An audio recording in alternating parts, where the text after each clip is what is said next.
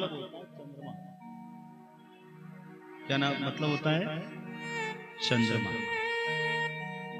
चंद्रमा एक आकाश में आप देख रहे हैं ना, जो एक ग्रह है, बहुत विशाल है, धरती से भी बहुत विशाल है। ये जितने भी पृथ्वी है, जल है, अग्नि है, पवन है, इन सब के दो दो रूप है। पर्वत है, सूर्य है, चंद्र है, तारे हैं, इन सब के दो दो रूप हैं। एक आदि दैविक रूप और एक होता है भौतिक रूप। ठीक है जी। जैसे हम बात करते हैं राष्ट्रपति की, तो राष्ट्रपति जो है, राष्ट्रपति नाम है कि नहीं? और है कौन इस समय? भारत का राष्ट्रपति कौन है ना? द्रौपदी मुर्मू जी, माननीय द्रौपदी मुर्मू जी। तो अब देखो, है तो वो राष्ट्रपति, पति शब्द पुल्लिंग है, लेकिन है वो स्त्री अपने आप, है कि नहीं? दो रूप हुआ कि नहीं हुआ? एक रूप तो पद का हो गया, जो एक पदभार है। जब तक वो कुर्सी पर बैठती है वहां, तब तक वो राष्ट्रपति है। उसके सामने कोई पगड़ी पहनकर नहीं आ सकता, मर्यादा है, पगड़ी उतार कर। भारत का प्रथम नागरिक, उसका सर्वोच्च सम्मान है। उनके ऊपर कोई मुकदमा दर्ज नहीं हो सकता, उनकी गिरफ्तारी नहीं हो सकती, सबसे ऊपर है वो। चाहे तो किसी की फांसी रुकवा दे। सर्वोच्च न्यायालय के फैसला होने पर भी, सुप्रीम कोर्ट का फैसला हो, किसी को फांसी की सजा हो, फिर भी राष्ट्रपति चाह ले नहीं ये ठीक नहीं है तो उसको चेंज कर सकते हैं, ये अधिकार है। चाहे जल सेना हो, चाहे थल सेना हो, चाहे वायु सेना हो, तीनों सेनाओं का अध्यक्ष है, अध्यक्ष है। उनके इशारे पर ही सारी सेना है। ये उनका क्या है? ये उनका भौतिक रूप है। ये कैसा रूप है? भौतिक। अब उनका दैविक रूप क्या है, दिव्यता क्या? उसका नाम श्रीमती द्रौपदी मुर्मू है ना? वो एक चैतन्य है, जड़ नहीं है। वो किसी से बातें कर सकती है, अपना व्यवहार कर सकती है। ये तो मैंने आपको समझाने के लिए बताया। ठीक इसी तरह जैसे धरती है ना, धरती तो धरती एक भूमि है, इतना विशाल का है। भारत जो है भूमि का टुकड़ा नहीं है, धरती माता है, भारत माता है ना? जल है, जल का भी एक देवता, उसका नाम है वरुण देव, है ना? अग्नि है, एक अग्नि का विराट रूप है, कोई भी आए जला के खाक कर दे, एक अग्नि देव है ना? पवन है, देखो पवन तो एक पवन हवा बहती है, लेकिन पवन एक देव है, उसके परिवार। सूर्य भी एक आकार विशेष में दिख रहा आपको, लेकिन सूर्य एक देव है, उसका परिवार है। चंद्रमा भी एक भौतिक रूप में प्रकाश कर रहा है, लेकिन चंद्रमा भी एक देव है। चंद्रमा 27 नक्षत्रों पर रमण करता है। कितने? 27 नक्षत्र। तो राशि कितनी होती है? 12 महीने, है ना? 12 राशि, 12 महीने की 12 राशि, यानी एक राशि में कितने नक्षत्र निकलेगा? 2.5, 12 दूना 24, 3 27, 2.25। एक दिन में 2.25 नक्षत्र निकल जाता है ना? अब चंद्रमा की ऐसे 27 पत्नियां हैं, जो 27 नक्षत्र है, यही 27 पत्नियां हैं। इनका नाम आप जानते होंगे, अश्विनी, भरणी, कृतिका, रोहिणी, मृगशिरा, आर्द्रा, पुष्य, पुनर्वसु, सुना है ना? आदि 27 नाम है।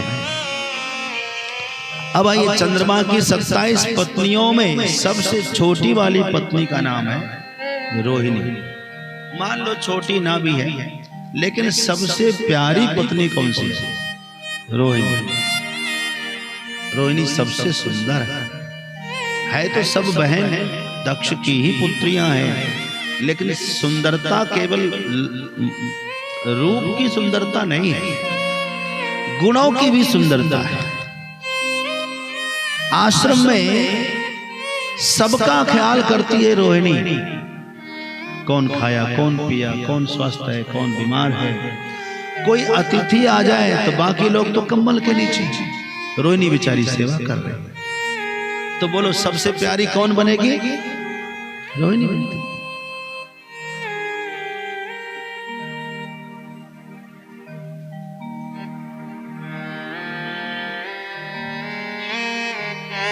ठीक है, बैठो।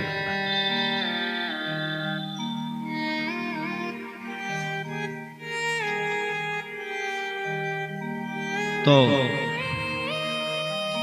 रोहिणी सबसे प्यारी है। इस बात का कष्ट बाकी के 26 को है।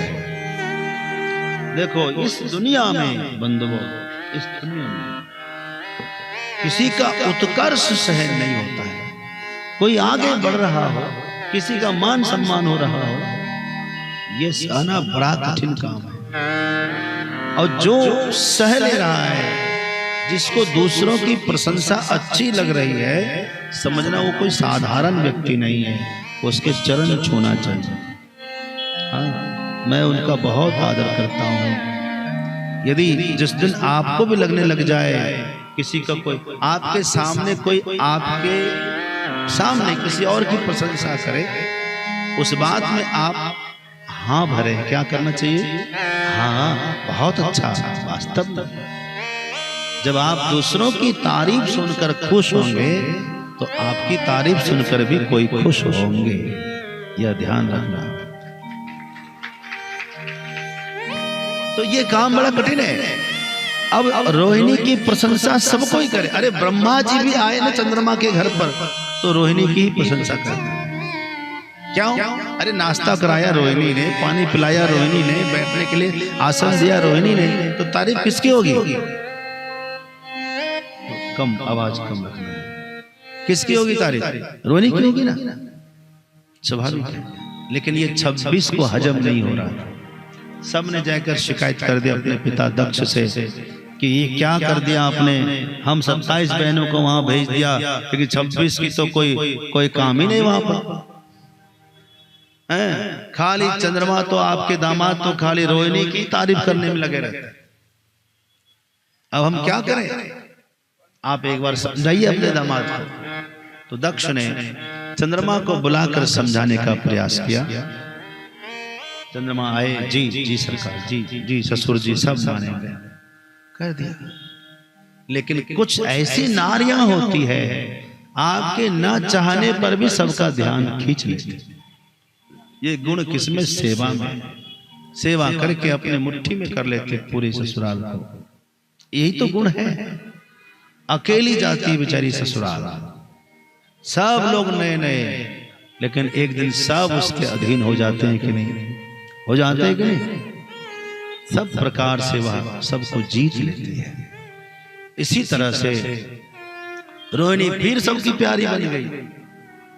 अब इन 26 बहनों को फिर से हजम नहीं हुआ, जाकर फिर शिकायत किया। तो दक्ष ने इस बार श्राप दे दिया, तुमको जो है पक्षाघात रोग हो जाए। कौन सा रोग?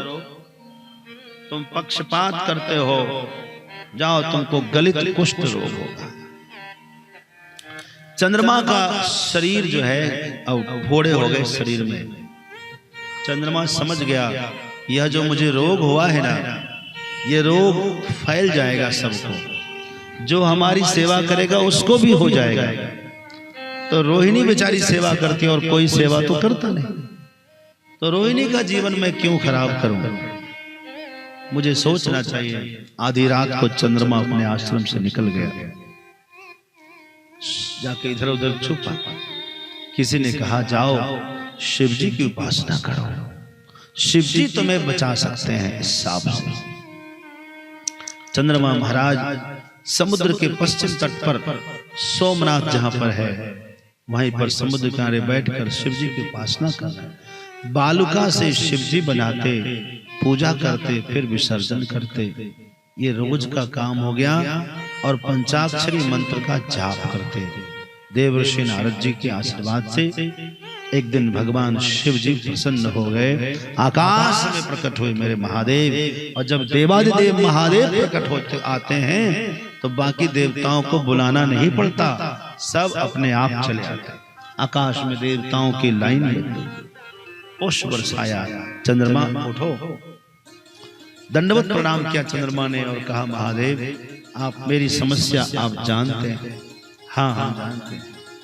मैं आशीर्वाद देता हूं, आज से ये जो आपका क्षय रोग है, ये रोग कला में बदल जाएगा। अब ये रोग नहीं होगा, आपको कष्ट नहीं होगा। यह 16 कला में बदल दिया। आप हर दिन एक एक कला घटेंगे तो 15 दिन के बाद एक एक कला में बढ़ेंगे। ये आपका अब कितना रूप हो गया? 16 रूप हो गया। चंद्रमा खुश हो गया, अब मेरे एक नहीं 16 रूप हो गए। गदगद एकदम नाचने लगा खुशी के मारे। बोलिए श्री सोमनाथ भगवान की। चंद्रमा ने कहा कि महादेव आप यहीं विराजे एक रूप में। शिव जी ने कहा कि ठीक है, अपना ज्योतिर्लिंग स्थापित किया। कहा जो यहाँ दर्शन करेगा उसका कुष्ठ रोग दूर होगा। किसी को कुष्ठ रोग, क्षय रोग हो गया हो, जाकर के सोमनाथ का जल पिए, वहां के दर्शन करे, जलाभिषेक करके चरणामृत पिए और उसका कल्याण होता है। भक्त वत्सल भगवान की हर हर। जरा हो जाए परिक्रमा।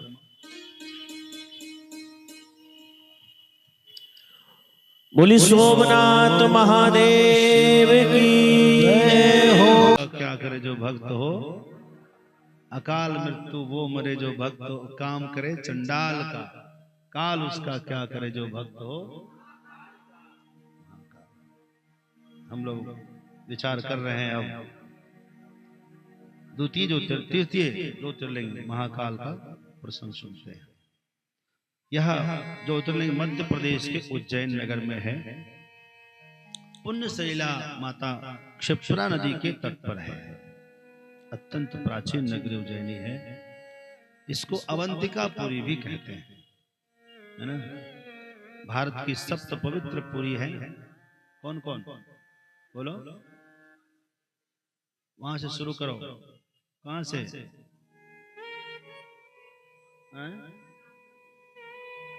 नहीं, 7 पुरियों का नाम शुरू कहां से होता है? अयोध्या से।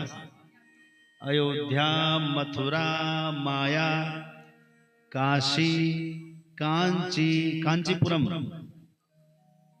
अवंतिका। अयोध्या, मथुरा, माया मतलब मायापुरी हरिद्वार। अयोध्या, मथुरा, माया, काशी, कांची, अवंतिका।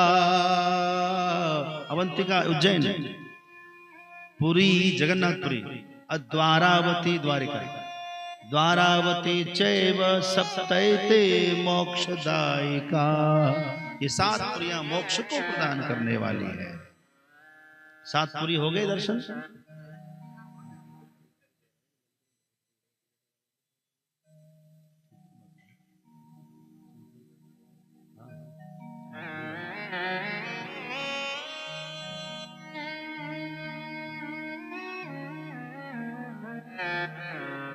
हर हर।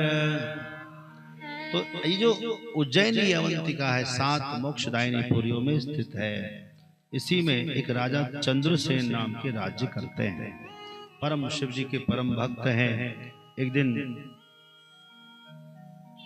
एक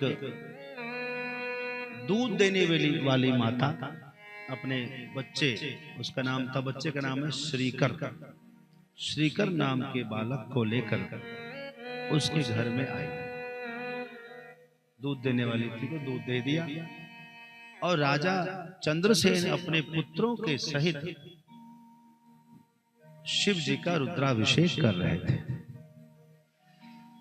बड़ी विधि विधान से अभिषेक, जो हमेशा अभिषेक करते हैं ना उसको धीरे धीरे सब आ जाता है शिव जी के आशीर्वाद से।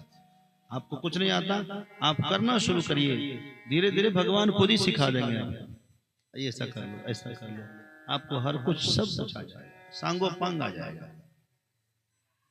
तो जब पूजा और अभिषेक पूरी तरह हो गया, आरती हो गई और प्रसाद वितरण हुआ, तो प्रसाद लेकर वह माँ और बच्चा दोनों श्रीकर भी साथ में अपने घर को जा रहे थे। रास्ते में उस बालक श्रीकर ने कहा कि माता, राजा साहब क्या कर रहे थे? तो माँ ने कहा कि बेटा राजा भगवान शिव की पूजा कर रहे थे। अच्छा, हम लोग भी कर सकते हैं क्या? माँ बोले हाँ कर सकते, क्यों नहीं कर सकते? क्या शिव जी हमारे पास आएंगे? बोले हाँ आएंगे। बच्चा में बहुत विश्वास होता है, कहते बच्चे का दिल सच्चा। हाँ, बच्चे का दिल कैसा होता है? सच्चा होता है। तो माँ ने कह दिया कि भगवान हमारे पास भी आएंगे। अच्छा माता, तो हम भी पूजा करेंगे, मुझे लिए पूजा में जो सामान लगेगा वो सामान ला दो। माँ ने कुछ कुछ बाजार से सामान ले लिया, घर गए, मिट्टी का शिवलिंग बना दिया माँ ने, ठीक है जी। और शिवलिंग बना करके बालक को दिया, थोड़ा बड़ा बनाया।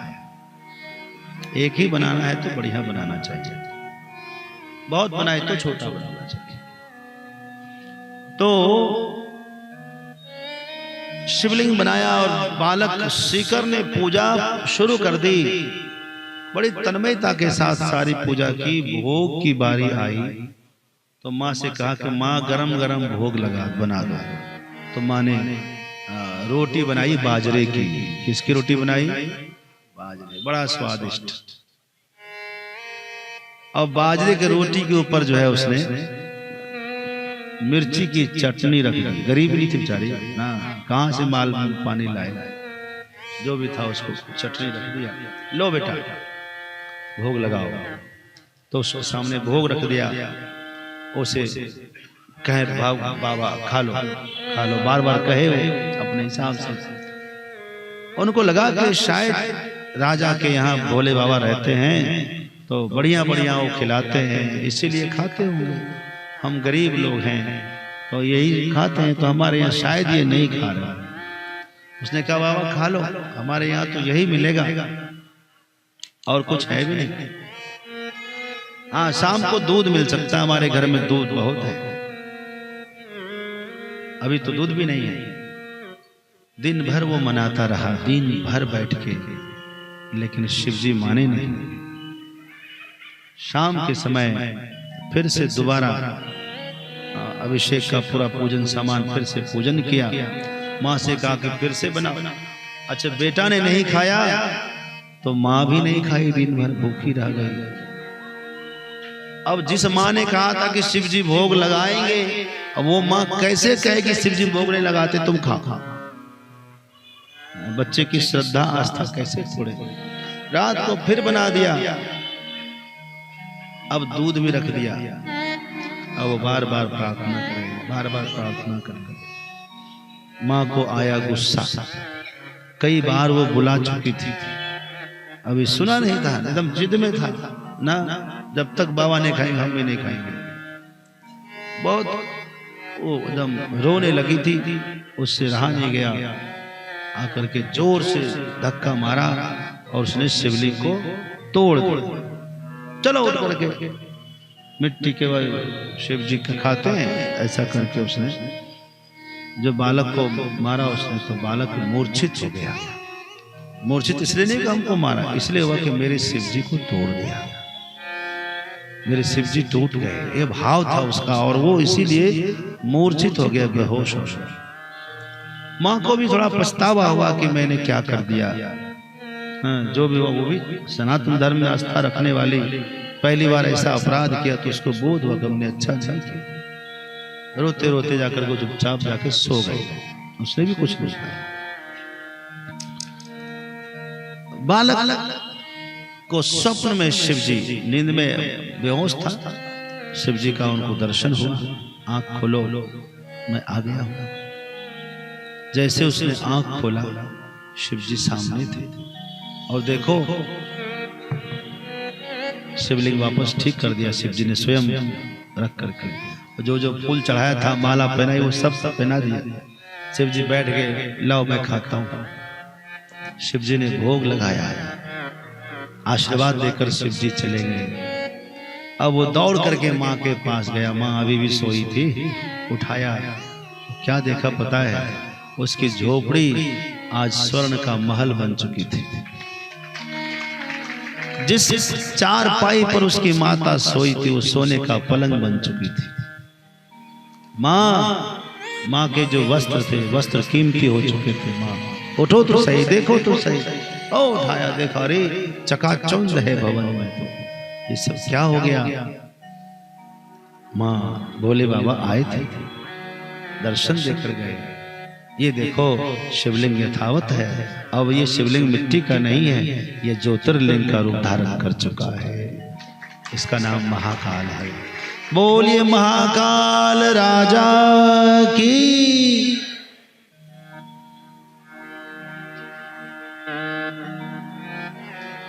इस प्रकार जो है महाकाल ज्योतिर्लिंग की स्थापना हुई है, परम तेजस्वी है।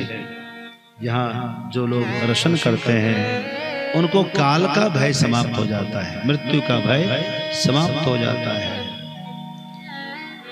चौथा ज्योतिर्लिंग है ओंकारेश्वर। बोलिए ओंकारेश्वर भगवान की। यह भी मध्य प्रदेश में है, नर्मदा नदी के तट पर है।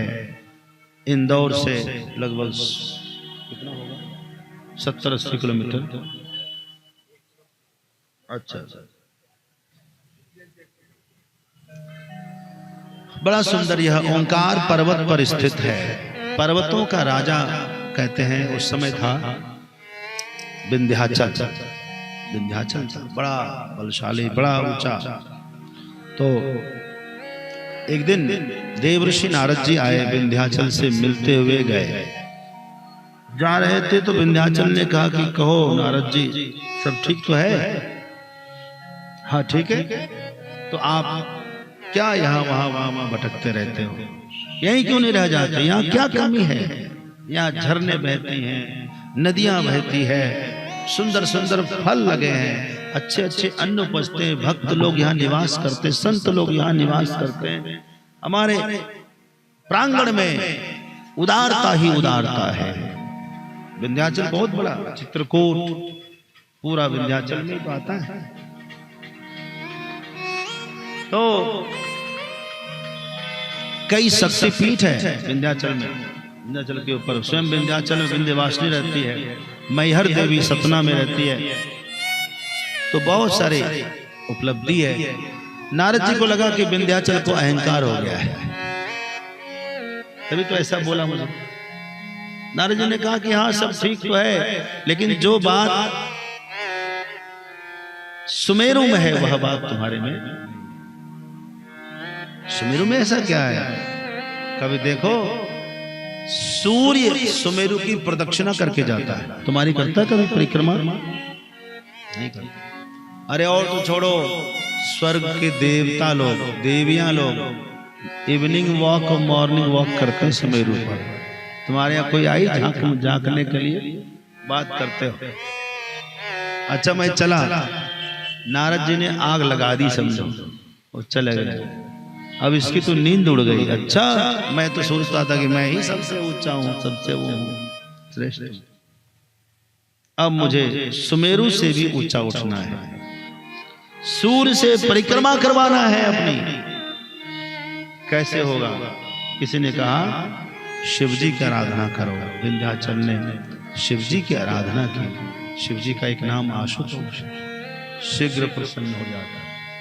और शिव जी प्रसन्न हो गए। कहो विंध्याचल सरकार मेरी मनोकामना पूर्ण हो, तथास्तु। तुम जितना ऊंचा चाहो उतना ऊंचा हो जाओ। शिव जी आशीर्वाद देकर गए, अपने चरणों में भक्ति प्रदान किए। विंध्याचल ने अपने बदन को बढ़ाया, इतना ऊंचा कर लिया, सुमेरु से भी ऊंचा हो गया। अगले दिन सूर्य आया। सुमेरु की खास बात है कि ऊंचाई तो उसमें बहुत है, चौड़ाई लंबाई नहीं है, मोटाई नहीं है, एकदम सिर्फ ऊंचाई है, शिखर बहुत ऊंचा है। सुमेरु के नीचे चारों ओर बगीचे उद्यान है जहां लोग भ्रमण करते हैं। तो सूर्य आया, अब सूर्य को आगे ही ना बढ़ने दी, इतना ऊंचा हो गया। उसने कहा पहले मेरी परिक्रमा करो फिर जाओ।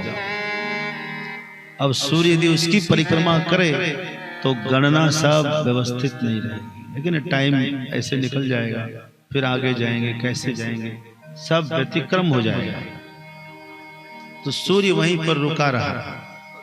एक तरफ दिन ही दिन, रात ही ना हो, एक तरफ अंधेरा ही अंधेरा। कई दिन निकल गए।